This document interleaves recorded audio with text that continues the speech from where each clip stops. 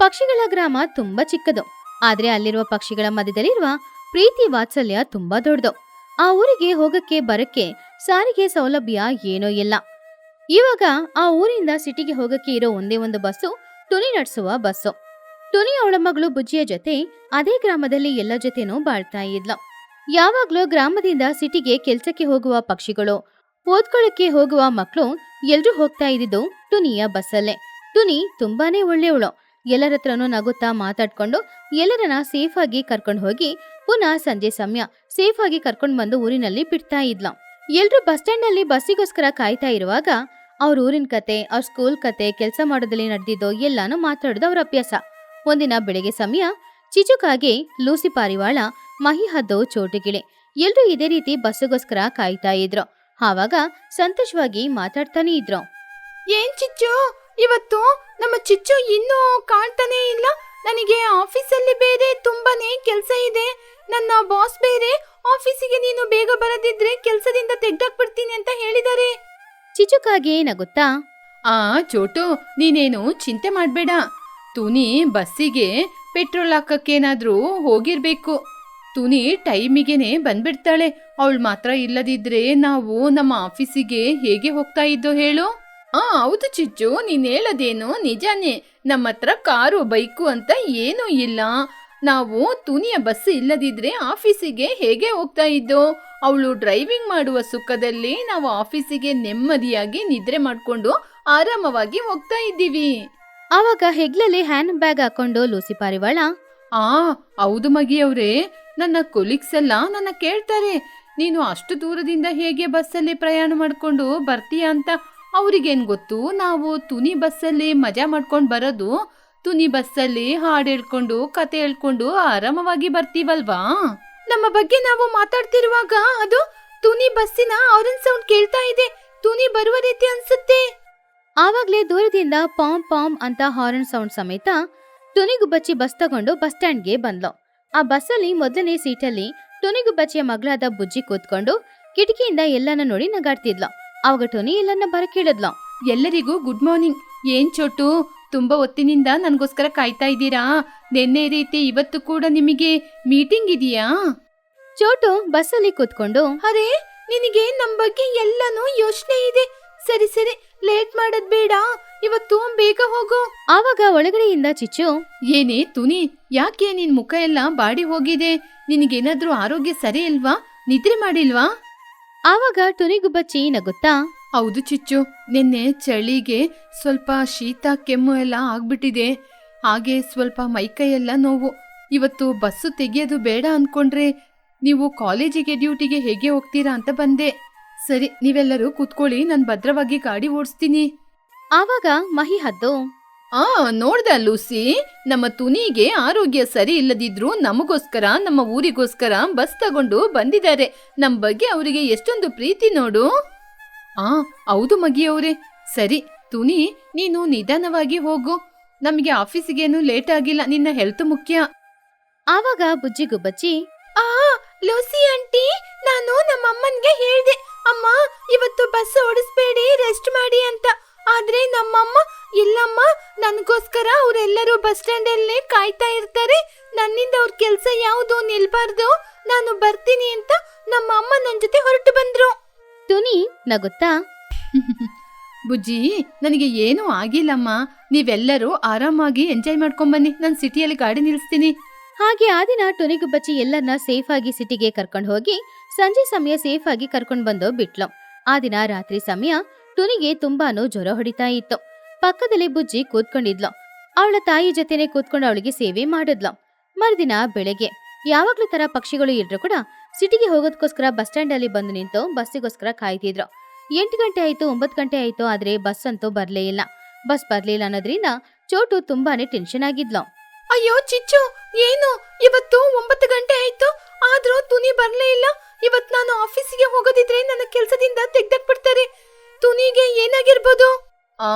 ಚೋಟು, ನೆನ್ನೆನೆ ತುನಿ ಹೇಳಿದ್ಲಲ್ವಾ ಆರೋಗ್ಯ ಸರಿ ಇಲ್ಲ ಅಂತ. ಒಂದು ವೇಳೆ ಅವಳಿಗೆ ಜ್ವರ ಜಾಸ್ತಿ ಆಗಿರ್ಬೋದಾ? ಆದ್ರೆ ನಾವೆಲ್ಲರೂ ಇವತ್ತು ಇಲ್ಲೇ ಉಳ್ಕೊಂಡ್ಬಿಟ್ಟು. ಹೌದು, ತುನಿಯ ನಂಬರ್ ಯಾರ ಜೊತೆ ಆದ್ರೂ ಇದೆಯಾ? ಅಯ್ಯೋ ಮಗಿಯವ್ರೆ, ನಾನು ತುನಿಗೆ ಕಾಲ್ ಮಾಡಿದೆ, ಆದ್ರೆ ತುನಿ ಕಾಲ್ನ ರಿಸೀವ್ ಮಾಡಿಲ್ಲ. ಅಯ್ಯೋ, ಇವಾಗ ಏನ್ ಮಾಡೋದು? ನನಗೆ ಕೆಲ್ಸಕ್ಕಿವತ್ತು ಹೋಗ್ಲೇಬೇಕು. ನನಗೆ ಮುಖ್ಯವಾದ ಒಂದು ಫೈಲ್ನ ಸಬ್ಮಿಟ್ ಮಾಡ್ಬೇಕು. ಆವಾಗ ಚಿಚುಕಾಗೆ ಬೇರೆ ಬಸ್ ಏನು ಬರೋದಿಲ್ಲ, ಒಂದು ಐಡಿಯಾ. ಸ್ವಲ್ಪ ದೂರ ಹೀಗೆ ನಡ್ಕೊಂಡೋದ್ರೆ ಮುಂದೆ ಒಂದು ಆಟೋ ಸ್ಟ್ಯಾಂಡ್ ಇದೆ, ಆ ಚಿಟ್ಟಿ ಆಟೋ ಸ್ಟ್ಯಾಂಡ್. ಅಲ್ಲಿ ಹೇಗೋ ಆಟೋ ಇರುತ್ತೆ. ಇವತ್ತೊಂದಿನ ಏನು ಮಾಡಕ್ಕಾಗಲ್ಲ, ಆಟೋದಲ್ಲೇ ಹೋಗೋಣ, ಇಲ್ಲದಿದ್ರೆ ಎಲ್ಲರ ಕೆಲ್ಸ ಮುಗೀತು. ಹಾಗೆ ಎಲ್ರೂ ಸೇರಿ ತುಂಬಾನು ಬೇಗ ಆಟೋ ಸ್ಟ್ಯಾಂಡ್ ಹತ್ರ ಹೋದ್ರು. ಆವಾಗ ಚಿಕ್ಕಿ ಪಕ್ಷಿ ದೂರದಿಂದ ಅವ್ರು ಎಲ್ರೂ ಆಟೋ ಸ್ಟ್ಯಾಂಡ್ ಹತ್ರ ಬರ್ತಾ ಇರೋದನ್ನ ನೋಡಿ ಕಾಲ್ ಮೇಲೆ ಕಾಲ್ ಹಾಕೊಂಡು ಸ್ಟೈಲ್ ಆಗಿ ಕೂತ್ಕೊಂಡಿದ್ದ. ಪಕ್ಷಿಗಳು ಎಲ್ರೂ ಅವನ ಹತ್ರ ಬಂದ ತಕ್ಷಣ, ಅರೆ ಏನು ಇವತ್ತು ಎಲ್ಲಾ ಪಕ್ಷಿಗಳು ಗುಂಪು ಸೇರ್ಕೊಂಡು ನಮ್ಮ ಆಟೋ ಸ್ಟ್ಯಾಂಡ್ ಬಳಿ ಬಂದಿದ್ದೀರಾ? ಓ, ಇವತ್ತು ನಿಮ್ಮ ತುನಿ ಬಸ್ಸು ಬರ್ಲಿಲ್ಲ. ತುನಿ ಬಸ್ಸು ಬರದಿದ್ರೆ ನಿಮ್ ಕೆಲ್ಸ ಮುಗ್ದೋಗುತ್ತೆ ಅಂತ ನಮ್ಮ ಹತ್ರ ಬಂದಿದ್ದೀರಾ? ಅಯ್ಯೋ ಚಿಟ್ಟಿಯವರೇ, ಈ ರೀತಿ ಎಲ್ಲ ಮಾತಾಡ್ಬೇಡಿ. ಇವತ್ತು ನಮಗೆ ತುಂಬಾ ಅವಶ್ಯಕತೆ ಇದೆ. ನಮ್ಮ 4 ಜನನ ಸಿಟಿಯಲ್ಲಿ ಬಿಡಿ. ಹೌದು, ಇವತ್ತು ಎಷ್ಟು ತಗೋತೀರಾ? ಚಿಕ್ಕಿ ಪಕ್ಷಿ ಮೆಲ್ಲೆ ನಗುತ್ತಾ, ಸಿಟಿ ಎಷ್ಟು ದೂರ ಇದೆ, ರಸ್ತೆ ಕೂಡ ಸರಿ ಇಲ್ಲ ಅಂತ ನಿಮ್ಮೆಲ್ಲರಿಗೂ ಗೊತ್ತು ತಾನೆ. ಅದು ಬೇರೆ, ಇವಾಗ ನಿಮ್ನ ಕೂರಿಸ್ಕೊಂಡು ಸ್ಪೀಡ್ ಆಗಿ ಹೋಗ್ಬೇಕು. ಒಬ್ಬೊಬ್ರಿಗೂ 500 ರೂಪಾಯಿ, ಟೋಟಲ್ ಆಗಿ 2000 ರೂಪಾಯಿ ಕೊಡಿ. ಮಹಿಹದ್ದು ಶಾಕ್ ಆಗಿ, ಏನು? ಒಬ್ಬೊಬ್ರಿಗೆ 500 ರೂಪಾಯಿ, ಟೋಟಲ್ ಆಗಿ 2000ನಾ? ತುನಿ ಬಸ್ಸಲ್ಲಿ ಹೋದ್ರೆ ಒಬ್ರಿಗೆ 20 ರೂಪಾಯಿ. ನೀನೇನು ಹಗ್ಲಲ್ಲೇ ಈ ರೀತಿ ದರೋಡೆ ಮಾಡ್ತಾ ಇದ್ದೀಯಾ?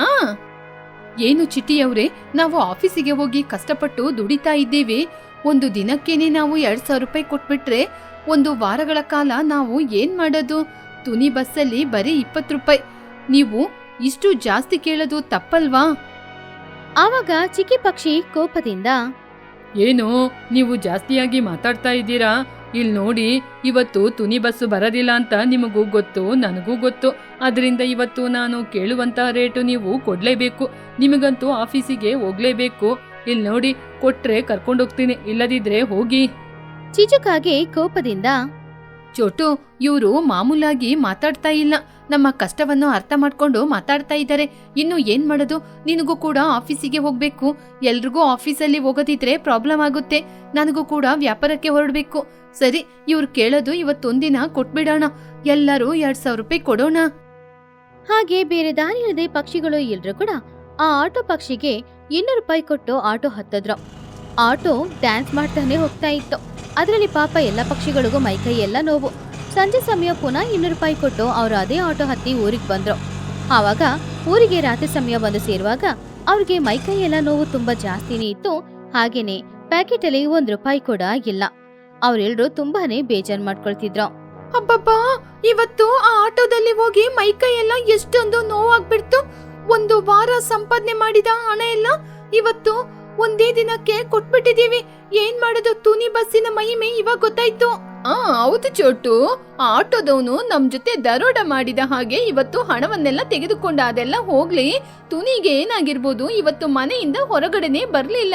ಅವಳಿಗೆ ಏನಾಗುಂಟು ಅಂತ ಗೊತ್ತಿಲ್ವೇ?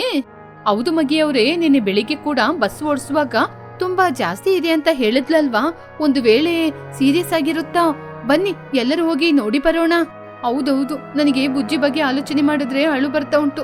ಪಾಪ, ಒಂದೇ ಒಂದ್ ಮಗು, ಅಮ್ಮನಿಗೆ ಜ್ವರ ಬಂದ್ರೆ ಏನ್ ಮಾಡ್ತಾಳೆ? ಬನ್ನಿ ಹೋಗಿ ನೋಡಿ ಬರೋಣ. ಹಾಗೆ ಎಲ್ಲ ಪಕ್ಷಿಗಳು ಟುನಿಗುಬಚ್ಚಿಯ ಮನೆಗೆ ಬಂದ್ರು. ಅವಳ ಮನೆ ಬಾಗಿಲು ತೆರೆದೇ ಇರೋದ್ರಿಂದ ಎಲ್ರೂ ಟುನಿಗುಬಚ್ಚಿಯ ಮನೆಯೊಳಗಡೆ ಹೋಗಿ ನೋಡಿದಾಗ ಅಲ್ಲಿಯ ದೃಶ್ಯವನ್ನ ನೋಡಿ ಎಲ್ರೂ ತುಂಬಾನೇ ಆಶ್ಚರ್ಯಪಟ್ರು. ಪಾಪ, ಟುನಿಗೆ ತುಂಬಾ ಜ್ವರ ಹೊಡಿತಾ ಇತ್ತು. ಅವಳ ಮೈಯೆಲ್ಲ ತುಂಬಾ ಬಿಸಿಯಾಗಿತ್ತು. ಪಕ್ಕದಲ್ಲಿ ಬುಜ್ಜಿ ಗುಬ್ಬಚ್ಚಿ ಕೂತ್ಕೊಂಡು ಜೋರಾಗಿ ಅಳ್ತಾ ಇದ್ಲು. ಅವ್ರ ಅಮ್ಮನ ತಲೆಗೆ ಒದ್ದೆಯಾಗಿರೋ ಬಟ್ಟೆನ ಇಟ್ಟು ಅವಳು ತೆಗಿತಾ ಇದ್ಲು. ಅವಳಿಗೆ ತುಂಬಾನು ಬೇಜಾರಾಗ್ತಾ ಇತ್ತು. ಈ ದೃಶ್ಯವನ್ನು ನೋಡಿದ ಪಕ್ಷಿಗಳು ಎಲ್ರ ಕಣ್ಣಲ್ಲೂ ಕೂಡ ಕಣ್ಣೀರು ಬಂತು. ಆವಾಗ ಚೋಟು, ಬುಜ್ಜಿ ಏನಾಯ್ತಮ್ಮ? ನಿಮ್ಮಮ್ಮನಿಗೆ ಏನಾಯ್ತು? ಯಾಕೆ ಹೀಗೆ ನಡುಕ್ತಿದ್ದಾಳೆ? ಬುಜ್ಜಿ ಗುಬ್ಬಚ್ಚಿ ಅಳುತ್ತಾ, ಚೋಟು ಅತ್ತೆ, ನಮ್ಮಮ್ಮನಿಗೆ ನಿನ್ನೆ ರಾತ್ರಿಯಿಂದ ಜ್ವರ ತುಂಬಾನೇ ಜಾಸ್ತಿ ಆಗಿತ್ತು. ಅವರು ಬೆಳಿಗ್ಗೆ ಎದ್ದು, ಬುಜ್ಜಿ ನನಗೋಸ್ಕರ ಎಲ್ಲರೂ ಬಸ್ ಸ್ಟ್ಯಾಂಡ್ ಅಲ್ಲಿ ಕಾಯ್ತಾ ಇರ್ತಾರೆ, ನಾನು ಹೋಗ್ಬೇಕು ಅಂತ ನಾನು ಎಷ್ಟು ಹೇಳಿದ್ರು ನನ್ನ ಮಾತು ಕೇಳದೆ ಎದ್ರು. ಆವಾಗ ನಮ್ಮಮ್ಮನ್ಗೆ ಜ್ವರ ಜಾಸ್ತಿ ಆಗಿ ನಮ್ಮಮ್ಮ ಕೆಳಗ್ ಬಿದ್ಬಿಟ್ರು. ನನಗೆ ತುಂಬಾ ಭಯ ಆಗ್ತಿದೆ ಅತ್ತೆ. ನಮ್ಮಮ್ಮನಿಗೆ ಏನೂ ಆಗಿಲ್ಲ ತಾನೇ? ಅತ್ತೆ, ನಮ್ಮಮ್ಮನಿಗೆ ಏನೂ ಆಗಿಲ್ಲ ತಾನೇ? ಮಹಿ ಅದು ತುಂಬಾ ಬೇಜಾರಿಂದ ಅಳ್ಬೇಡಮ್ಮ, ನಿಮ್ಮಮ್ಮನಿಗೂ ಏನೂ ಆಗಿಲ್ಲ, ನಾವಿದ್ದೀವಲ್ವಾ. ಚಿಚ್ಚು, ನೀನೋಗಿ ನಮ್ಮ ಊರಿನ ಡಾಕ್ಟರ್ ಇದ್ದಾರಲ್ವಾ, ಅವ್ರನ್ನ ಬೇಗ ಕರ್ಕೊಂಬಾ. ಮಗಿಯವ್ರೆ, ಸರಿ ಸರಿ, ಇವಾಗ್ಲೇ ಹೋಗಿ ಕರ್ಕೊಂಬರ್ತೀನಿ. ಚೋಟು, ಪಾಪ ನಮ್ಮ ಬುಜ್ಜಿ ಬೆಳಿಗ್ಗೆಯಿಂದ ಏನೂ ತಿಂದಿರೋದಿಲ್ಲ, ಅಡಿಗೆ ಮನೆಯಲ್ಲಿ ಕೂಡ ಏನೂ ಇಲ್ಲ. ಸರಿ, ನಾವು ಹೋಗಿ ಬಿಸಿ ಬಿಸಿಯಾಗಿ ಅಡಿಗೆ ಮಾಡೋಣ. ಪಾಪ. ಹೌದೌದು, ತುನಿಗೋಸ್ಕರ ನಾವು ಇಷ್ಟು ಕೂಡ ಮಾಡಲ್ವಾ? ಚಿಚುಕಾಗೆ ಸ್ವಲ್ಪ ಸಮಯದಲ್ಲೇ ಡಾಕ್ಟರ್ ಕೊಕ್ಕರೆನ ಮನೆಗೆ ಕರ್ಕೊಂಡ್ ಬಂತು. ಡಾಕ್ಟರ್ ಕೊಕ್ಕರೆ ಟುನಿನ ಚೆಕ್ ಮಾಡಿ ನೋಡಿ ಒಂದು ಇಂಜೆಕ್ಷನ್ ಹಾಕಿ ಹಾಗೇನೆ ಸ್ವಲ್ಪ ಟ್ಯಾಬ್ಲೆಟ್ಸ್ ನ ಕೊಟ್ಟಿತ್ತು. ಯಾರು ಕೂಡ ಚಿಂತೆ ಮಾಡುವ ಅವಶ್ಯಕತೆ ಇಲ್ಲ. ಈ ಗಾಳಿಗೆ, ಈ ಚಳಿಗೆ ತುನಿಗೆ ವೈರಲ್ ಫೀವರ್ ಬಂದಿದೆ, ತುಂಬಾನೇ ಜ್ವರ ಜಾಸ್ತಿ ಆಗಿದೆ. ನಾನಿವಾಗ ಮೆಡಿಸಿನ್ ಕೊಟ್ಟಿದ್ದೀನಿ, ಕಂಪ್ಲೀಟ್ ಆಗಿ 2 ದಿನ ರೆಸ್ಟ್ ತಗೋಬೇಕು. ನಾಳೆ ಹೇಗೋ ಭಾನುವಾರ ಅಲ್ವಾ, 2 ದಿನ ಬಸ್ ಓಡ್ಸದೆ ರೆಸ್ಟ್ ಮಾಡಿದ್ರೇನೆ ಸಾಕು. ಸರಿ ಡಾಕ್ಟರ್ ಅವ್ರೆ, ನಾವು ನೋಡ್ಕೊಡ್ತೀವಿ, ತುನಿನ ಕಂಪ್ಲೀಟ್ ಆಗಿ ರೆಸ್ಟ್ ಮಾಡಿಸ್ತೀವಿ. ಚೋಟುಗಿಳಿ ತಕ್ಷಣ ಮನೆಗೆ ಹೋಗಿ ಬಿಸಿ ಬಿಸಿ ಊಟ ಮಾಡಿ ತಗೊಂಡ್ ಬಂದು ಬುಚ್ಚಿಗೆ ತಿನ್ನಕ್ಕೆ ಕೊಟ್ಲು. ಹಾಗೇನೆ ತುನಿಗೆ ಕುಡಿಯಕ್ಕೆ ಗಂಜಿನೂ ಕೊಟ್ಲು. ಗಂಜಿ ಕುಡ್ದ ಸ್ವಲ್ಪ ಸಮಯದ ನಂತರ ತುನಿಗೂ ಬಚ್ಚಿ ಕಣ್ಬಿಟ್ಟು ನೋಡೋದ್ಲು. ಆವಾಗ ಅವಳ ಸುತ್ತಮುತ್ತ ಊರಿನಲ್ಲಿರುವ ಪಕ್ಷಿಗಳು ಎಲ್ರೂ ಇರೋದನ್ನ ನೋಡಿ ಅವಳ ಕಣ್ಣಿಂದ ಆನಂದ ಬಾಷ್ಪ ಬಂತು. ಆವಾಗ ತುನಿ ಎದ್ದು ಕೂತ್ಕೊಂಡು, ಚೋಟು, ಮಗಿಯವ್ರೆ, ಚಿಚ್ಚು, ನೀವೆಲ್ಲ ಇಲ್ಲೇ ಇದ್ದೀರಾ? ನಿನ್ನೆ ನಾನ್ ಬರದೆ ನೀವೆಲ್ಲರೂ ಹೇಗೆ ಆಫೀಸಿಗೆ ಹೋಗಿರ್ತೀರಾ ಅಂತ ರಾತ್ರಿ ಇಡೀ ಅದ್ರ ಬಗ್ಗೆನೇ ಆಲೋಚನೆ ಮಾಡಿ ನಂಗೆ ತುಂಬಾ ಬೇಜಾರಾಯ್ತು. ನನ್ನ ಕ್ಷಮಿಸಿ. ಅಯ್ಯೋ ತುನಿ, ನೀನು ನಮ್ ಬಗ್ಗೆ ಏನೂ ಆಲೋಚನೆ ಮಾಡ್ಬೇಡ. ನೀನು ಇಲ್ಲದಿದ್ರೆ ನಮಗೆ ಕಷ್ಟನೇ, ಆದ್ರೆ ನಿನಗೋಸ್ಕರ ನಾವು 1 ದಿನ ಕಷ್ಟಪಟ್ರೆ ನಮಗೇನು ಬೇಜಾರಿಲ್ಲ. ನೀನು ಇಲ್ಲದಿದ್ರೆ ಈ ಊರಿನ ಜನ ನಾವೆಲ್ಲ ಏನಾಗ್ತೀವಿ ಅಂತ ನಮಗೆ ನೆನ್ನೆ ಅನ್ಸಿದ್ದು. ಹೌದು ತುನಿ, ನೀನು ನಮ್ಮ ಊರಿಗೆ ಬಸ್ ಡ್ರೈವರ್ ಮಾತ್ರ ಅಲ್ಲ, ನಮ್ಮ ಎಲ್ಲರಿಗೂ ನೀನೇ ತಾಯಿ. ನೀನು ಮಾತ್ರ ಇಲ್ಲದಿದ್ರೆ ಈ ಊರಿನ ಜನರು ಎಷ್ಟೊಂದು ಕಷ್ಟಪಡ್ತಾರೆ ಅಂತ ನಮಗೆ ಗೊತ್ತಾಯ್ತು. ನಾಳೆ ಭಾನುವಾರ, ನೀನು ಕಂಪ್ಲೀಟ್ ಆಗಿ ರೆಸ್ಟ್ ಮಾಡು. ನಿನಗೆ ಬುಜ್ಜಿಗೆ ಅಡಿಗೆ ಮಾಡಿ ಕೊಡೋದು ನಮ್ಮ ಕರ್ತವ್ಯ. ಆವಾಗ ಬುಜ್ಜಿ ಸಂತೋಷದಿಂದ, ಅಮ್ಮ ನೋಡಿದ್ರ, ನಾನು ಹೇಳ್ದೆ ಅಲ್ವಾ ನಮ್ಮ ಊರಿನವರು ತುಂಬಾ ಒಳ್ಳೆಯವರು ಅಂತ. ಇವರೆಲ್ಲರೂ ನನಗೆ ಊಟ ಕೊಟ್ಟು ನಿಮಗೂ ಮದ್ದು ಕೊಟ್ಟು ತುಂಬಾ ಚೆನ್ನಾಗಿ ನೋಡ್ಕೊಂಡ್ರು. ಇನ್ ಮುಂದೆ ನನಗೆ ಭಯನೇ ಬರಲ್ಲ. ತುನಿ ಎಲ್ಲರನ್ನೂ ನೋಡಿ ಕೈ ಮುಗ್ದು, ನಿಮ್ಮೆಲ್ಲರಿಗೂ ತುಂಬಾ ಧನ್ಯವಾದಗಳು. ನನ್ನ ಋಣ ನಿಮ್ಮ ಮೇಲೆ ಯಾವತ್ತೂ ಇರುತ್ತೆ. ಇದು ನನ್ನ ಮನೆ ಮಾತ್ರ ಅಲ್ಲ, ನಮ್ಮೆಲ್ಲರ ದೊಡ್ಡ ಕುಟುಂಬ. ಮರುದಿನ ಭಾನುವಾರ ಅನ್ನೋದ್ರಿಂದ ಪಕ್ಷಿಗಳು ಎಲ್ರು ಕೂಡ ಒಬ್ಬೊಬ್ಬರಾಗಿ ಬಂದು ಟುನಿ ಹಾಗೂ ಬುಜ್ಜಿನ ಚೆನ್ನಾಗಿ ನೋಡ್ಕೊಳ್ತಾ ಇದ್ರು. ಚಿಕನ್ ಸೂಪ್, ಟೀ, ಕಾಫಿ, ಗಂಜಿ, ಆಹಾರ ಇದೆಲ್ಲಾನು ಮಾಡಿ ತಗೊಂಡ್ ಬಂದು ಒಬ್ಬೊಬ್ಬರಾಗಿ ಟುನಿನ ನೋಡ್ಕೊಳ್ತಿದ್ರು. ಹಾಗೆ ಎಲ್ರು ಚೆನ್ನಾಗಿ ನೋಡ್ಕೊಂಡಿದ್ರಿಂದ ಟುನಿನು ಗುಣ ಆದ್ಲು. ಸೋಮವಾರ ದಿನ ಬೆಳಿಗ್ಗೆ ಸಮಯ. ಪಕ್ಷಿಗಳು ಎಲ್ರು ಕೂಡ ಬಸ್ ಸ್ಟಾಪ್ ಅಲ್ಲಿ ಬಸ್ಗೋಸ್ಕರ ಕಾಯ್ತಾ ಇದ್ರು. ಆವಾಗ ಪಾಮ್ ಪಾಮ್ ಅನ್ನುವ ಹಾರ್ನ್ ಶಬ್ದದೊಂದಿಗೆ ಟುನಿಯ ಬಸ್ ಸ್ಟ್ಯಾಂಡ್ಗೆ ಬಂತು. ವಾವ್, ನಮ್ಮ ತುನಿಯ ಬಸ್ ಬಂತು. ಬಸ್ ಬಂದು ನಿಂತ ತಕ್ಷಣ ಟುನಿ ಎಲ್ಲನ ನೋಡಿ ನಗಾಡ್ತಾ ಇದ್ಲು. ಆವಾಗ ಪಕ್ಷಿಗಳು ಎಲ್ರು ಕೂಡ ಸಂತೋಷದಿಂದ ಆ ಬಸ್ ಅಲ್ಲಿ ಹತ್ತಿ ಕೂತ್ಕೊಂಡ್ರು. ಗುಡ್ ಮಾರ್ನಿಂಗ್ ತುನಿ, ಇವಾಗ ನೀನ್ ಹೇಗಿದ್ದೀಯಾ? ನಿನ್ನ ಆಯಾಸ ಎಲ್ಲ ಕಡಿಮೆ ಆಯ್ತಾ? ಇವತ್ತೇ ಯಾಕೆ ಹೊರಟು ಬಂದೆ? ಟುನಿ ನಗುತ್ತಾ, ಅಯ್ಯೋ ಮಗಿಯವ್ರೆ, ನನಗೆ ಏನೂ ಆಗಿಲ್ಲ, ನಾನು ತುಂಬಾ ಚೆನ್ನಾಗಿದ್ದೀನಿ. ನೀವೆಲ್ಲರೂ ನನ್ನ ಅಷ್ಟು ಚೆನ್ನಾಗಿ ನೋಡ್ಕೊಂಡಿದ್ದೀರಾ. ನಿಮ್ಮೆಲ್ಲರ ಸಪೋರ್ಟ್ ಇಂದ ಇವತ್ತು ನನಗೆ ಹೊಸದಾದ ಬಲ ಬಂದಿದೆ. ಎಲ್ಲರೂ ಕೂತ್ಕೊಳ್ಳಿ, ಇವತ್ತು ಆರಾಮವಾಗಿ ಸಿಟಿಗೆ ಕರ್ಕೊಂಡೋಗ್ತೀನಿ. ಪರವಾಗಿಲ್ಲ ತುನಿ, ನಿನ್ನ ಬಸ್ಸಲ್ಲಿ ಹೋಗೋದೇ ನಮ್ಗೆ ವಿಮಾನದಲ್ಲಿ ಹೋಗುವ ರೀತಿ. ನಿನ್ನ ಬಸ್ ಹತ್ತಿದ್ರೇನೆ ಸಾಕು, ನಮ್ಮೆಲ್ಲರಿಗೂ ತುಂಬಾ ನೆಮ್ಮದಿಯಾಗಿ ಇರುತ್ತೆ. ಚಿಚುಕಾಗೆ ನಗುತ್ತಾ, ಹೌದು ತುನಿ, ಆ ಚಿಟ್ಟಿಯ ಆಟೋದಲ್ಲಿ ಹತ್ಬಿಟ್ಟು ಅಯ್ಯೋ ನಮ್ಮ ಪ್ರಾಣ ಹೋಗಿ ಪ್ರಾಣ ಬಂದ್ಬಿಡ್ತು. ಅದೇ ನಿನ್ನ ಬಸ್ಸಲ್ಲಿ ಹತ್ತಿದ್ರೆ ಆಫೀಸಿಗೆ ಹೋಗ್ತೀವಿ ಅನ್ನೋ ಫೀಲಿಂಗೇ ಇರೋದಿಲ್ಲ. ನೀವೆಲ್ಲರೂ ನನಗೋಸ್ಕರ ಮಾಡಿದ ಸಹಾಯಕ್ಕೆ ನನ್ನ ಜೀವ ಇರುವ ತನಕ ನಾನ್ ನಿಮ್ಗೆ ಋಣವಾಗಿರ್ತೀನಿ. ನನ್ನ ಜೀವ ಇರುವವರೆಗೂ ನಿಮ್ಗೆ ಸೇವೆ ಮಾಡ್ತೀನಿ. ಸರಿ ಬನ್ನಿ, ನಮ್ಮ ಪ್ರಯಾಣನ ಮುಂದುವರಿಸೋಣ. ಹಾಗೆ ಗ್ರಾಮದಿಂದ ಬಸ್ಸು ಸಿಟಿಗೆ ಹೋಗ್ತಾ ಇತ್ತು. ಪಕ್ಷಿಗಳು ಎಲ್ರು ನಗುತ್ತಾ ಮಾತಾಡ್ಕೊಂಡು ಹಾಡ್ ಹಾಡ್ಕೊಂಡು ಡ್ಯಾನ್ಸ್ ಮಾಡ್ಕೊಂಡು ಹೋಗ್ತಾ ಇದ್ರು.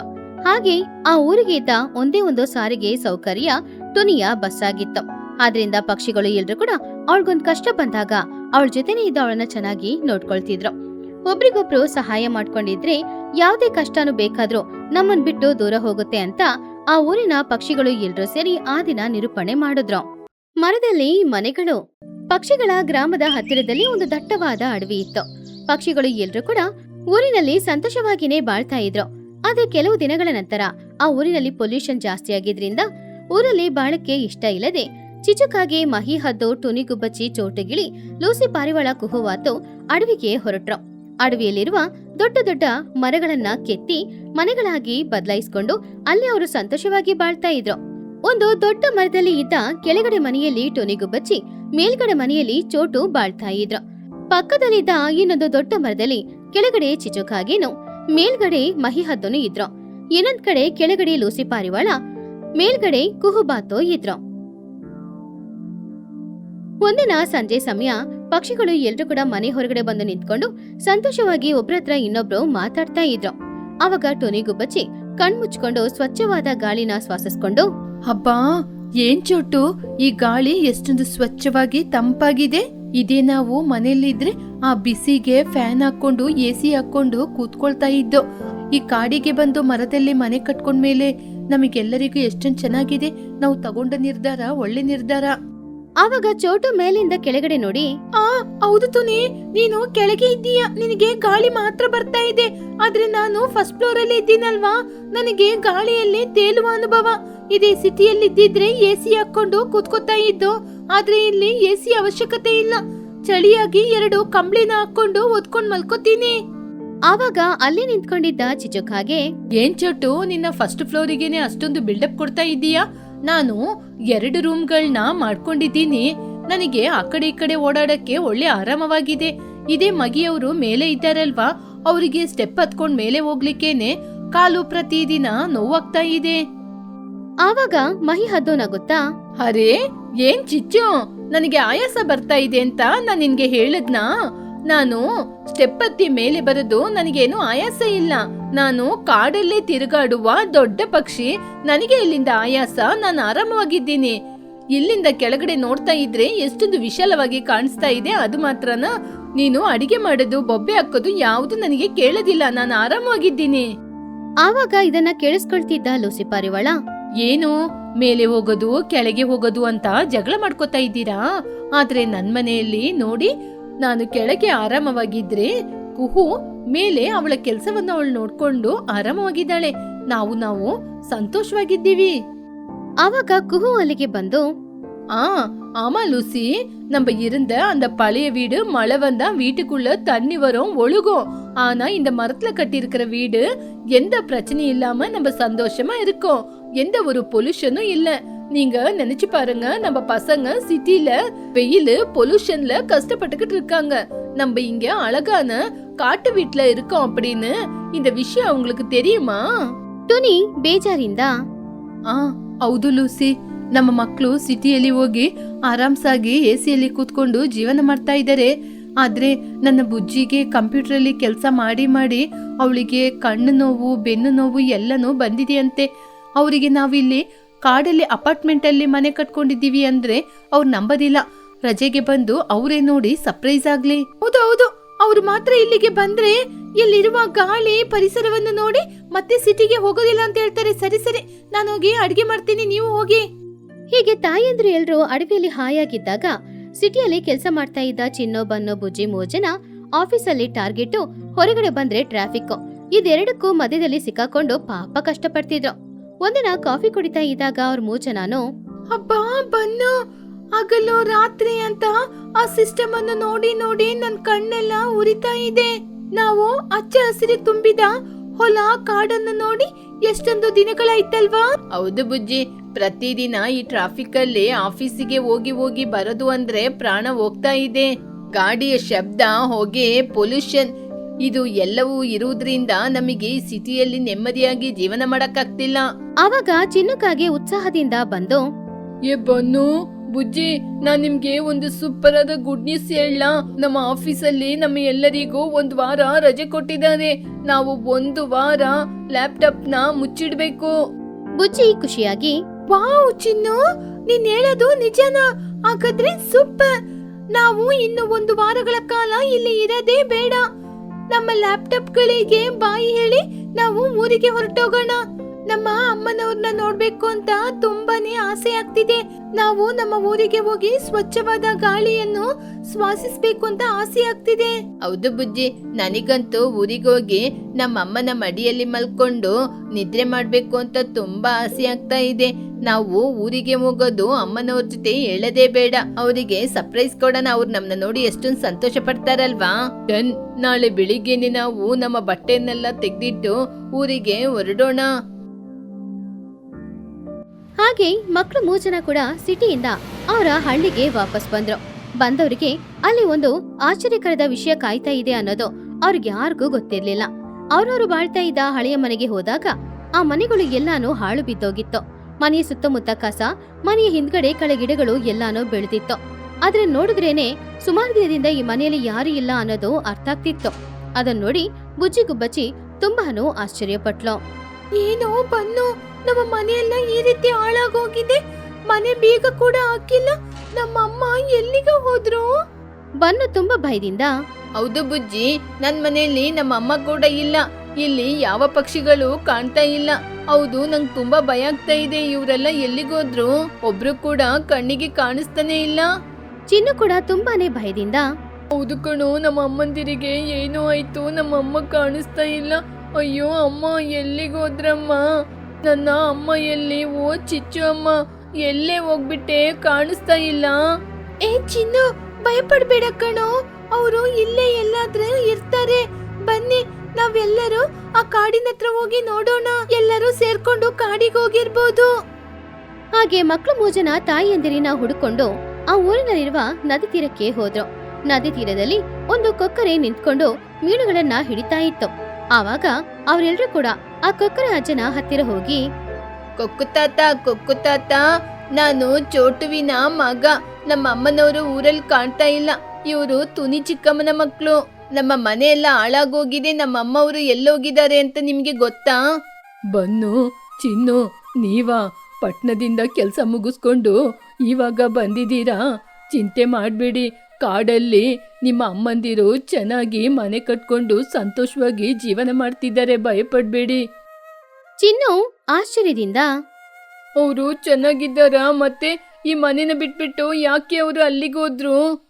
ನಿಮ್ಮ ಅಮ್ಮನವರು ಈ ಊರೊಳಗೆ ಬಿಸಿಲು ತಡ್ಕೊಳಕ್ಕೆ ಸಾಧ್ಯವಾಗದೆ ಕಾಡಿಗೆ ಹೋಗಿ ಚೆನ್ನಾಗಿ ಜೀವನ ಮಾಡ್ತೀವಿ ಅಂತ ಹೋಗ್ಬಿಟ್ರು. ಅವ್ರಿಗೇನು ಈ ಕಾಡಿನಲ್ಲಿ ಕಷ್ಟಪಡ್ತಾ ಇಲ್ಲ. ಆರಾಮವಾಗಿ ದೊಡ್ಡ ಮನೆಗಳನ್ನ ಮರದಲ್ಲೇ ಕಟ್ಕೊಂಡು ಸಿಟಿಯಲ್ಲೆಲ್ಲ ನೀವು ಹೇಗೆ ಜೀವನ ಮಾಡ್ತಾ ಇದ್ದೀರೋ ಅದೇ ರೀತಿ ಮರದಲ್ಲಿ ಬಿಂದಾಸಾಗಿ ಮನೆ ಕಟ್ಕೊಂಡು ಎಲ್ಲರೂ ಜೀವನ ಮಾಡ್ತಿದ್ದಾರೆ. ಸ್ವಲ್ಪ ದೂರದಲ್ಲೇ ಅಪಾರ್ಟ್ಮೆಂಟ್ ಕಾಣುತ್ತೆ, ಬನ್ನಿ ಹೋಗೋಣ. ಏನು ತಾತ, ಏನ್ ಹೇಳ್ತಾ ಇದ್ದೀರಾ? ಕಾಡಿನ ಮರದಲ್ಲಿ ಅಪಾರ್ಟ್ಮೆಂಟಾ? ನಮ್ಮಿಂದ ನಂಬಲು ಸಾಧ್ಯನೇ ಆಗ್ತಾ ಇಲ್ಲ. ಸರಿ ಬನ್ನು, ಚಿನ್ನು, ಬಂದ್ರು ಕಾಡಿಗೆ ಹೋಗಿ ಅವರೆಲ್ಲರೂ ಎಲ್ಲಿ ಮನೆ ಕಟ್ಕೊಂಡಿದ್ದಾರೆ ಅಂತ ನೋಡೋಣ. ಮಕ್ಕಳು 3 ಜನ ಕೊಕ್ಕರೆ ಅಜ್ಜನಿಗೆ ಧನ್ಯವಾದ ತಿಳಿಸಿ ಅಲ್ಲಿಂದ ಅಡವಿಗೆ ಹೊರಟ್ರು. ಅಡವಿಯಲ್ಲಿ ಸ್ವಲ್ಪ ದೂರ ಹೋದಾಗ್ಲೇ ಅಲ್ಲಿಯ ವಾತಾವರಣ ಬದಲಾಗಿ ತುಂಬಾನೇ ಸ್ವಚ್ಛವಾದ ತಂಪಾಗಿರುವ ಗಾಳಿ ಬೀಸ್ತಾ ಇತ್ತು. ಅದು ಮಕ್ಕಳಿಗೆ ತುಂಬಾನು ಇಷ್ಟ ಆಯಿತು. ಅದೇ ಸಂತೋಷದಲ್ಲಿ ಅವರು ಅಡವಿಯೊಳಗಡೆ ಹೋಗ್ತಾ ಇದ್ದಾಗ ಸ್ವಲ್ಪ ದೂರದಲ್ಲಿ ಅಂದವಾದ ದೊಡ್ಡ ದೊಡ್ಡ ಮರಗಳಲ್ಲಿ ಅಂದವಾದ ಮನೆಗಳು ಇರೋದನ್ನ ಅವ್ರು ನೋಡಿದ್ರು. ಆ ಮನೆಗಳ ಹೊರಗಡೆ ಅವರ ಹೆತ್ತವರಾದ ತಾಯಿ ಎದುರು ನಿಂತ್ಕೊಂಡು ಮಾತಾಡ್ತಾ ಇದ್ರು. ಮಕ್ಕಳು ಅವರನ್ನು ನೋಡಿ ಸಂತೋಷದಿಂದ ತಕ್ಷಣ ಅವರ ಹತ್ತಿರ ಹೋಗಿ, ಅಮ್ಮ ಅಮ್ಮ. ಬುಜ್ಜಿಯನ್ನು ನೋಡಿ ಟೂನಿ ಸಂತೋಷದಿಂದ, ಬುಜ್ಜಿ, ನನ್ ಮುದ್ದಿನ ಮಗಳೇ, ನೀನೇನೆ ಇಲ್ಲಿ? ಆವಾಗ ಬನ್ನು ತುಂಬಾ ಸಂತೋಷದಿಂದ, ಕಮ್ಮ, ನಾನ್ ಕೂಡ ಬಂದಿದ್ದೀನಿ. ಚೋಟು ಅಮ್ಮ ಎಲ್ಲಿದ್ದೀರಾ? ಇದೆಲ್ಲವನ್ನು ನೋಡ್ತಾ ಇದ್ದ ಚೋಟು ಸಂತೋಷದಿಂದ, ಲೇ ಬನ್ನು, ನಾನು ಇಲ್ಲೇ ಮೇಲೆ ಇದ್ದೀನಿ ಕಣೋ, ಫಸ್ಟ್ ಫ್ಲೋರ್ ಅಲ್ಲಿ. ಬಾರೋ, ಮೇಲೆ ಬಾರೋ. ಅಮ್ಮ, ನನ್ನ ತುಂಬಾ ಭಯಪಡಿಸ್ಬಿಟ್ರಿ. ನಮ್ಮ ಮನೆ ಬಿದ್ದೋಗಿರೋದನ್ನ ನೋಡಿ ನಿಮಗೆ ಏನಾಯ್ತು ಅಂತ ತುಂಬಾ ಹೆದ್ರು ಬಿಟ್ಟೆ ನಾನು. ಚಿಚ್ಚು ಚಿನ್ನನ ನೋಡಿ ಖುಷಿಯಾಗಿ, ஐயோ என் மகனே அழுவாதப்பா, நாங்க எல்லாரும் இந்த வீட்டுங்கள்ல சந்தோஷமா தான் வாழ்ந்துகிட்டு இருக்கோம். ಬುಜ್ಜಿ ಆಶ್ಚರ್ಯದಿಂದ ಮರಗಳನ್ನ ನೋಡಿ, ಅಮ್ಮ, ನೀವೆಲ್ಲರೂ ಈ ಅಪಾರ್ಟ್ಮೆಂಟ್ ಮನೆಗಳಿಗೆ ಯಾವಾಗಮ್ಮ ಬಂದ್ರೆ? ಈ ಮನೆಗಳನ್ನ ನೋಡ್ಲಿಕ್ಕೆ ಹಚ್ಚ ಹಸಲ್ ನಮ್ಮ ಸಿಟಿಯಲ್ಲಿ ಇರುವ ಹಾಗೇನೆ ಕಾಣಿಸ್ತಾ ಇದೆ. ಕೆಳಗೆ ನೀವು, ಮೇಲೆ ಚೋಟು ಅತ್ತೆ, ಅಲ್ಲಿ ಕೆಳಗೆ ಚಿಚ್ಚು ಆಂಟಿ, ಮೇಲೆ ಮಗಿ ಆಂಟಿ. ಈ ಮನೆ ನೋಡ್ಲಿಕ್ಕೆ ತುಂಬಾ ಸುಂದರವಾಗಿದೆ. ಟುನಿ ಖುಷಿಯಾಗಿ, ಮತ್ತೆ ಇದೇ ನಿಮ್ಮ ಅಮ್ಮಂದಿರ್ನ ಟ್ಯಾಲೆಂಟು ಅಂದ್ರೆ. ಪ್ರತಿದಿನ ಎಲ್ಲರೂ ಸೇರ್ಕೊಂಡು ಸ್ವಲ್ಪ ಸ್ವಲ್ಪ ಕೆಲಸ ಮಾಡಿ ಆನಂತರ ಈ ಮನೆಗೆ ಬಂದಿದ್ದೀವಿ. ಒಳಗಡೆ ಚೆನ್ನಾಗಿ ಬೆಚ್ಚಗೆ ಇದೆ, ಮನೆಯೊಳಗೆ ಇನ್ನೂ ತುಂಬಾ ಬೆಚ್ಚಗೆ ಇರುತ್ತೆ. ರಾತ್ರಿಯಲ್ಲಿ ಬೆಚ್ಚಗೇನು, ಹಗಲಲ್ಲಿ ಒಳ್ಳೆ ಗಾಳಿನೂ ಚೆನ್ನಾಗಿ ಬರುತ್ತೆ.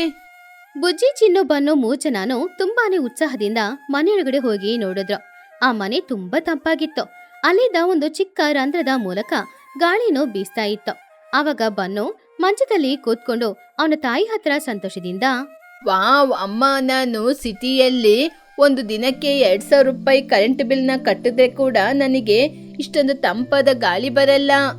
ನನಗೆ ಇವಾಗ್ಲೇ ಚೆನ್ನಾಗಿ ನಿದ್ರೆ ಬರ್ತಾ ಇದೆ. ಈ ಅಡವಿಯಲ್ಲಿ ನಮ್ಮ ಜೀವನ ಅಮೃತದಂತಹ ಜೀವನ. ಹೌದು ಬನ್ನು, ನಾನು ನನ್ನ ಮನೆಗೋಗಿ ನೋಡಿದಾಗ 2 ರೂಮುಗಳು ವಿಶಾಲವಾಗಿ ಎಷ್ಟೊಂದು ಚೆನ್ನಾಗಿದೆ. ನಮ್ಮ ಅಮ್ಮ ಕರೆಂಟ್ ಬಿಲ್ಲು ಅಂತ ಬಡ್ಕೋತಾರೆ. ಇಲ್ಲಿ ಕರೆಂಟನ್ನೇ ಯೂಸ್ ಮಾಡೋದಿಲ್ಲ. ದೊಡ್ಡವರು ಮಕ್ಕಳು ಎಲ್ರೂ ಕೂಡ ಮರದ ಹೊರಗಡೆ ಕೂತ್ಕೊಂಡು ಸಂತೋಷವಾಗಿ ಅಡಿಗೆ ಮಾಡಿ ಊಟ ಮಾಡ್ತಾ ಇದ್ರು. ಇಷ್ಟು ದಿನ ಸಿಟಿಯಲ್ಲಿ ಹೋಟೆಲಲ್ಲಿ ಊಟ ಮಾಡ್ತಾ ಇದ್ದ ಮಕ್ಕಳಿಗೆ ಇವತ್ತು ತಾಯಿಯಂದಿರ ಕೈಯಲ್ಲಿ ಊಟ ಮಾಡೋದು ಪ್ರಾಣ ವಾಪಸ್ ಬಂದ ಹಾಗೆ ಇತ್ತು. ಆ ದಿನ ಸಂಜೆ ಸಮಯ ಮಕ್ಕಳು ಎಲ್ರೂ ಕೂಡ ಮರದ ಕೊಂಬೆ ಮೇಲೆ ಕೂತ್ಕೊಂಡು ಸಂತೋಷವಾಗಿ ಒಬ್ರತ್ರ ಇನ್ನೊಬ್ರು ಮಾತಾಡ್ತಿದ್ರು. ನೋಡಿದ್ರ ಕಣ್ರು, ನಾವು ಸಿಟಿಯಲ್ಲಿ ಟಾರ್ಗೆಟ್ ಡೆಡ್ ಲೈನು ಅಂತ ತುಂಬಾ ಕಷ್ಟಪಟ್ಟು ಜೀವ ಬಿಟ್ಟು ಕೆಲಸ ಮಾಡ್ತೀವಿ. ನಮ್ಮ ಅಮ್ಮಂದಿರ್ನ ನೋಡಿ, ಪ್ರಕೃತಿಯಲ್ಲಿ ಎಷ್ಟೊಂದು ಸಂತೋಷದಿಂದ ಎಲ್ಲರೂ ಒಗ್ಗಟ್ಟಿನಿಂದ ಜೀವನ ಮಾಡ್ತಾ ಇದ್ದಾರೆ. ಪ್ರಕೃತಿಯ ಸಂತೋಷ ಅಂದ್ರೆ ಇದೇ ಅನ್ಸುತ್ತೆ ಅಲ್ವಾ? ಹೌದು ಬುಜ್ಜಿ, ನೀನ್ ಹೇಳೋದೇನು ನಿಜಾನೇ. ನನಗೆ ಮತ್ತೆ ನನ್ನ ಜೀವನದಲ್ಲಿ ಲ್ಯಾಪ್ಟಾಪ್ ಆನ್ ಮಾಡ್ಬೇಕು, ಆ ಟ್ರಾಫಿಕ್ ಅಲ್ಲಿ ಸುತ್ತಾಡ್ಬೇಕು ಅಂದ್ರೆ ನಂಗೆ ತುಂಬಾನೇ ಭಯ ಆಗ್ತಿದೆ ಬುಜ್ಜಿ. ನಮ್ಮ ರಜೆಗಳನ್ನ ಇನ್ನು 1 ವಾರಗಳ ಕಾಲ ರಜೆಯನ್ನು ದೂಡ್ಬೇಕು ಅಂತ ನಾವು ಲೆಟರ್ನ ಕೊಡ್ಬೇಕು. ಲೇ, ಹೌದು ಕಣೋ, ನಾನು ಕೂಡ ನನ್ನ ಬಾಸಿಗೆ ಕಾಲ್ ಮಾಡಿ ಹೇಳಿದೀನಿ ನನಗೆ ಆರೋಗ್ಯ ಸರಿ ಇಲ್ಲ, ನಾನು ಬರೋದಿಲ್ಲ ಅಂತ. ಅವರು ಕೂಡ ಸರಿ ಅಂತ ಒಪ್ಕೊಂಡಿದ್ದಾರೆ. ಹೌದು, ರಿಟೈರ್ಮೆಂಟ್ ಆದಾಗ ಮತ್ತೆ ಈ ರೀತಿ ಅನುಭವಗಳೆಲ್ಲ ಸಿಗಲ್ಲ ಅಲ್ವಾ? ಮಕ್ಕಳು ಮಾತಾಡಿದನ್ನ ನೋಡಿ ಚಿಚು, ಚೋಟು, ಟುನಿ 3 ಜನನು ತುಂಬಾ ಸಂತೋಷ ಪಟ್ರು. ಯಾಕಂದ್ರೆ ಅವರಿಗಿಷ್ಟವಾದ ಆ ಅಡವಿಯ ಜೀವನ ತಮ್ಮ ಮಕ್ಳಿಗೂ ಇಷ್ಟವಾಗಿದೆ ಅನ್ನುವ ಸಂತೋಷನೇ ಅದು. ಸಿಟಿಯಲ್ಲಿ ಇಷ್ಟು ದಿನ ಕಷ್ಟಪಡ್ತಾ ಇದ್ದ ಮಕ್ಕಳೆಲ್ಲರೂ 1 ವಾರ ಇಡೀ ಅವರ ತಾಯಿಯಂದಿರ ಜೊತೆ ಆ ಅಡವಿಯಲ್ಲಿರುವ ಮರದ ಮನೆಯಲ್ಲಿ ವಾಸ ಮಾಡಿ ಸಿಟಿಯಲ್ಲಿ ಪಟ್ಟ ಕಷ್ಟ ಎಲ್ಲಾನು ಇವಾಗ ಅವರು ಮರ್ತೋಗಿದ್ರು. ತುಂಬಾನೇ ಹಾಯಾಗಿದ್ರು. ಹಾಗೆ ಮಕ್ಕಳು ಎಲ್ರೂ ಕೂಡ ಅವರ ತಾಯಿಯಂದಿರ ಜೊತೆ ಸೇರಿ ಸ್ವರ್ಗದಲ್ಲಿ ಬಹಳ ತರ ಸಂತೋಷವಾಗಿದ್ರು.